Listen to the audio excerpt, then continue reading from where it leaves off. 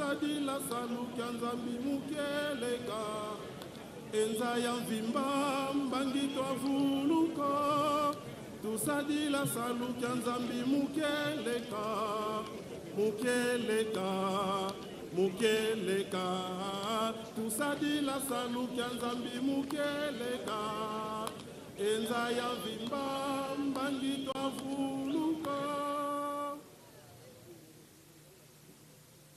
Tobondela okombo ya tata mwana pe tata molimo mosantu nzambe na biso papa Simoki Mbangu Kiangani tata molimo santu tozongisi matondi na matondi na bolingo moneno talisi lisusu katikati na biso ya mokolo malelo ya le 2 mars 2025 tokotaka awa na palais du peuple mais lelo ebele ya batutoye na tina ya bokabwani ya nzoto ya papa na biso Edingwe.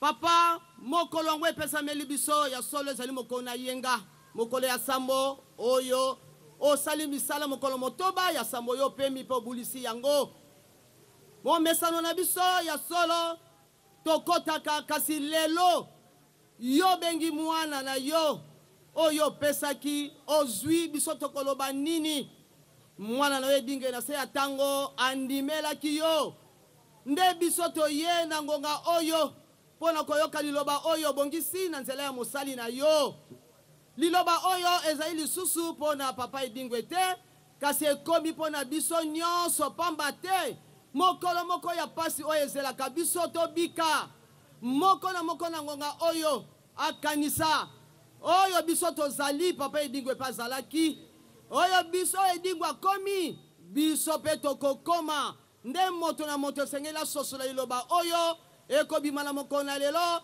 na nzela ya mosali na yo ebande kino suka tosengi assistance na yo okombo ya tata mwana pe tata molimo mosantu amen.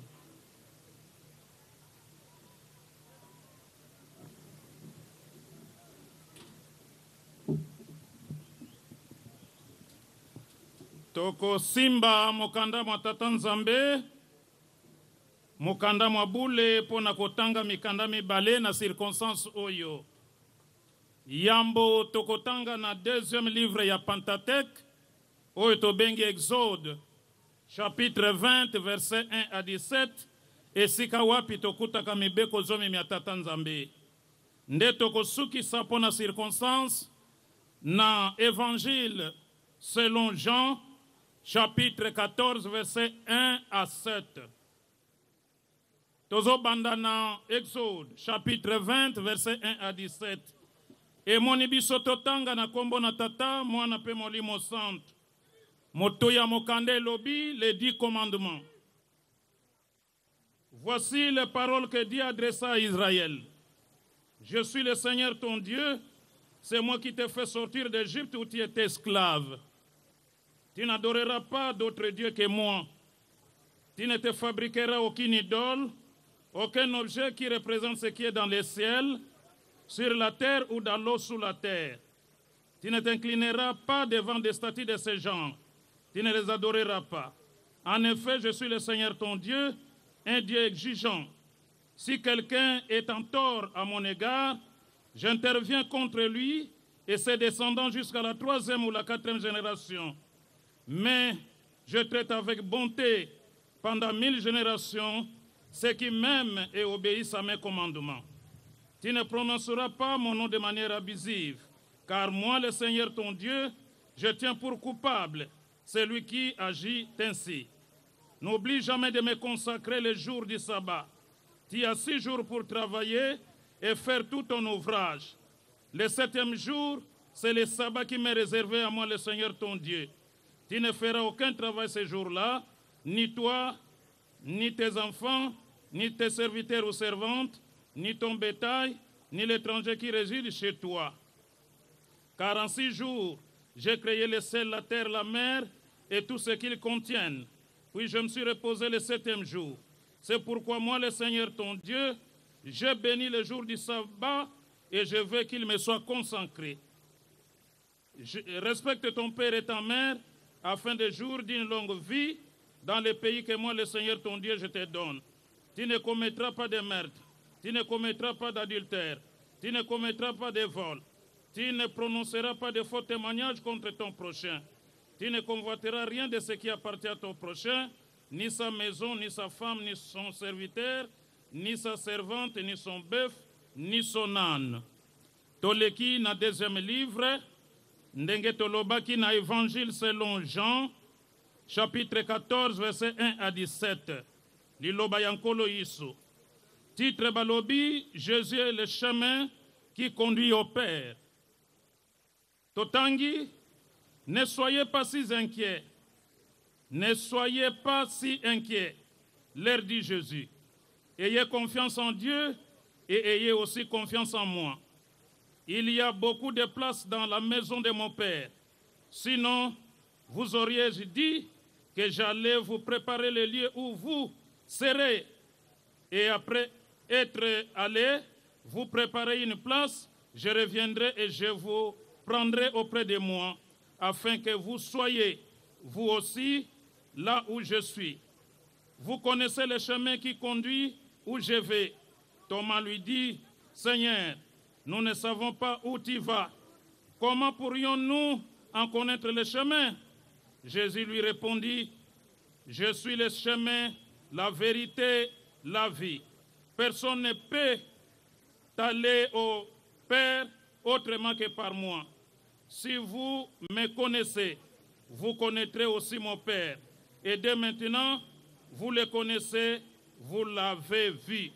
Na kombo ya tata mwana pe molimo santo, amen. Tobondela. Na kombo misato ya bule, nzambe tata mwana pe molimo santo. Tata kimbangu nzambe ya bakoko na biso tango ekoki, na circonstance ya liwa, ya bobseki ya mwana pe lombe na yo tata edingwe, oyo sepelaki kobengo batizaki kombo ya Saint Paul. Liloba na yo elingi kosakolama. Yango tosenge kwa kolimbisa masumo na ngape ya baninga nyonso tosangani awa. Latangai, pe lobakati na ngai, fongola mitema, pe matoi na biso molimo, to bomba tosalela po ete elongisa biso na mokolo mwasuka, na kombo ya tata mwana pe molimo santo, amen.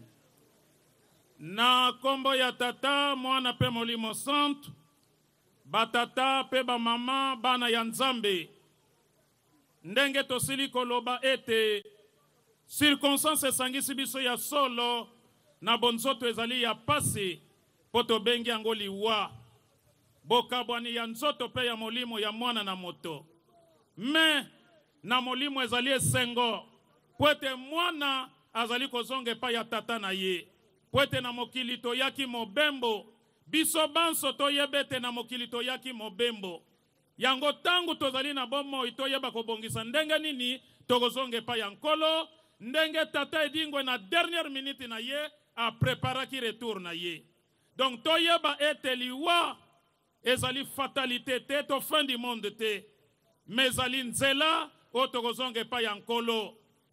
Donc ezali passage obligé oyo tokozonga epai ya nkolo tokoyaka na mokili na nzela ya mbotama pe tokozonga epai ya nkolo na nzela ya kufa.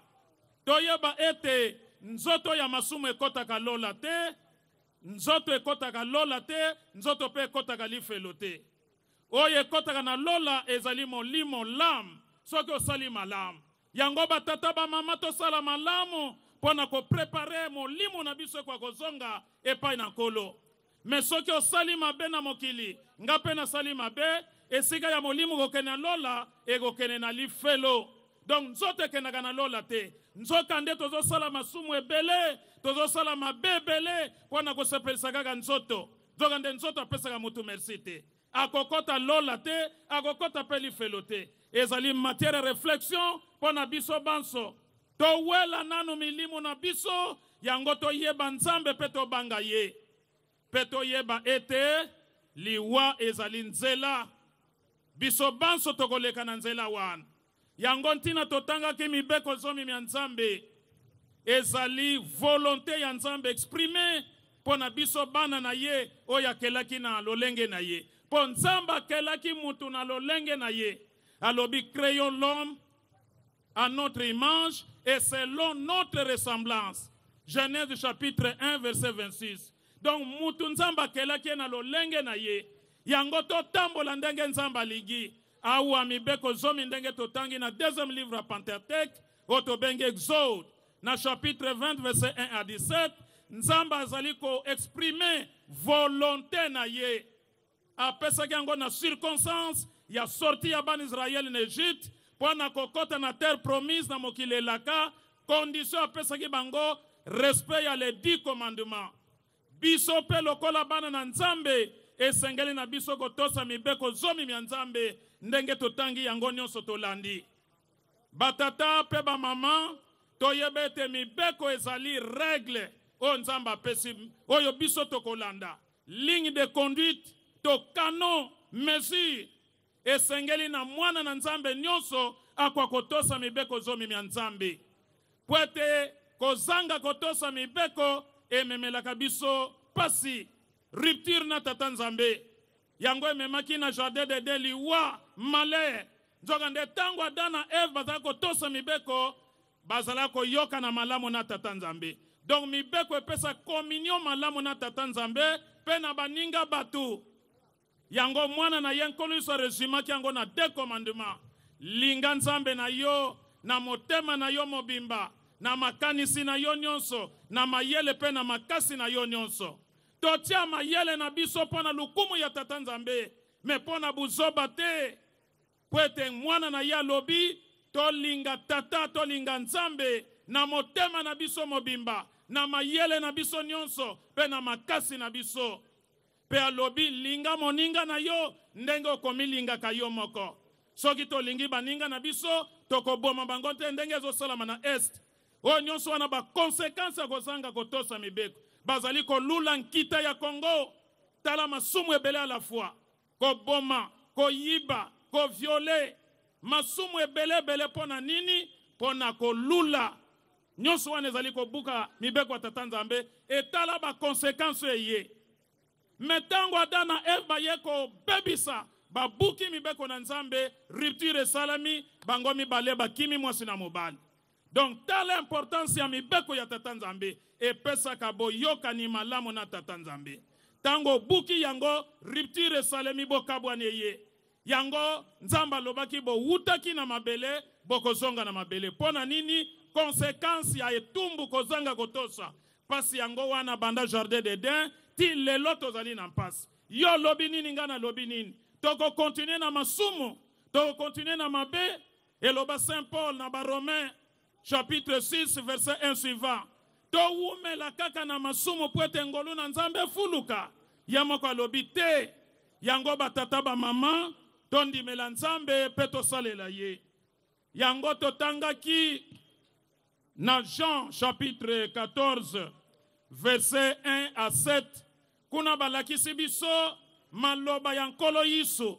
Azali ko préparer déjà ba yekoli na ye na liwa na ye. D'ailleurs, annonçaki déjà dans le passage de l'équipe, liwana ye, pe alobi Judas ako trahir ya koteka ye, pe Pierre ako renier ye, et salama pe bongo. Awa na passage de Tangia chapitre 14, azali koloba na bayekoli na ye, lelo azali koloba na biso to fandi awa na circonstance aliwa ya et dit, alobi bo mitungi samate, ne soyez pas si inquiets. Bondi mela nzambe, bondi mela pengai. Po epa ya tata na ngai, bisika bizali ebele. Nga nazanzela, nazali solo, pe nazali bomoi. Moko koko mepa ya tata te, soki aleki na nzela na ngai te. Yango toma moko ya bapotre na tuni, biso toyebi te ozokende wapi. Yango alobi kala wana boyebi ngai te. Oya amoni tata amoni ngai. C'est-à-dire, terme théologique na bango lokole zalaki règne nkolo yisu, tata za kosala kati na ye, molimo santo pe za kosala kati na ye. Donc zalaki tango na ye, la péricorèse ou bien l'interpénétration. Alobi wa moni tata moni ngai, po tata zali kati na ngai. Yango ba tata ba mame zali message fort, likamba monene zali, toyeba ete nkolo yisu azali nzela, azali bomoi. Moko koko me pata tate soga legi na nzela na yete. Me ya edi esengo na biso ezali ete andimela ki nzambe nkolo yisu na lingombo atikaki na maboko tata Simon Kimbangu. Yawa na kendaki na kamba première visite na ye le 30 avril 2021 plutôt. Tango akomi na kamba lokola zalaki nano na makambo na ya mokili. Amekaki pe mokonzi abule. Ameki alobi atindi le premier numéro esimbite. Deuxième numéro esimbite. Troisième alobi na koya kokufa pamba. Ndena tongo baye balandaki yango na ba YouTube même na télévision. Afukami papa zali kuna ye kotoyo. Alobi papa ozali nzambe na ngai. Ya edi abengi papa Simon Kimbangu kanga ni nzambe na ye. Me bakatiere babengi ya edi nzambe na bango. Me ya edi abengi papa Simon Kimbangu kanga ni nzambe na ye. Allez-y comprendre. Yango lelo tozali ne sengo na liwa na ye. Sa zwaki baptême, amelaki communion, asalaki nyonso bakwa kosala lokola kimbangisi. Toza kotambole na bakenge pona kosakola sango malamu. Yango batata pe ba mama compte tenu yangonga toyeba ete ya edi akomaki mwana papa. Yango tomoni fanfare bambuta lingomba pe bakimbangisi nyonso baye. Donc akomi lokola les deux brigands na ekulusu. Moko alobi yonkolo yisuka se sala miracle. Même mosusu alobi yo tala ibiso toza ba brigand. Me ye lisumu nini asali. Kolo kobosa na ngate na bokonzi ya tata na yo. Kolo yiso alobaki na ye lelo sika sikoyo na bokonzi ya tata na ngai. Donc ndenge moko na ya edi lelo atatoli monena tata Simon Kimbangu aza na Yerusalem ya sika. Merci. Na kombo ya tata mwana pe molimo santo. Amen. Amen. Tobeti maboko s'il vous plaît. Tobondela. Lèvons-nous pour la prière de notre Père. Notre Père qui es aux cieux, que ton nom soit sanctifié, que ton règne vienne, que ta volonté soit faite sur la terre comme au ciel. Donne-nous aujourd'hui notre pain de ce jour. Pardonne-nous nos offenses comme nous aussi nous pardonnons à ceux qui nous ont offensés. Ne nous soumets pas à la tentation, mais délivre-nous du mal, car c'est à toi qu'appartiennent dans tous les siècles le règne, la puissance et la gloire. Au nom du Père, du Fils et du Saint-Esprit. Amen. Merci, merci, merci. Est-ce qu'on peut acclamer très fort, s'il vous plaît? Sukaya bomoi na yo ezali liwa. Sukaya bomoi na yo ezali liwa. Masoyo sa sukaya bomoi 2, 3. Sukaya bomoi na yo ezali liwa. Sukaya bomoi na yo ezali liwa. Masoyo salaki awana mokili okozela kaka belende lifuti. Ndeko na ngai bongisa motema. Ndeko na ngai bongisa motema. Mobembo yaki ndele okozonga. Sukaya bomoi na yo ezali liwa. Sukaya bomoi na yo ezali liwa. Masoyo osalaki awana mokili okozela kaka belende lifuti. Merci. Tobeti maboko s'il vous plaît. Pendant que basali nzambe bazali kozonga na bisika na bango, je ne suis pas seul. Je suis accompagné de mon confrère Billy Kinkela, avec qui nous allons à présent passer à une autre cérémonie. Il s'agit bien sûr de la cérémonie du dépôt de gerbes de fleurs et le recueillement simultanément. Billy Kinkela. Alors, mesdames, messieurs, on va poursuivre cette cérémonie. Nous allons commencer par les officiels d'abord. J'aimerais inviter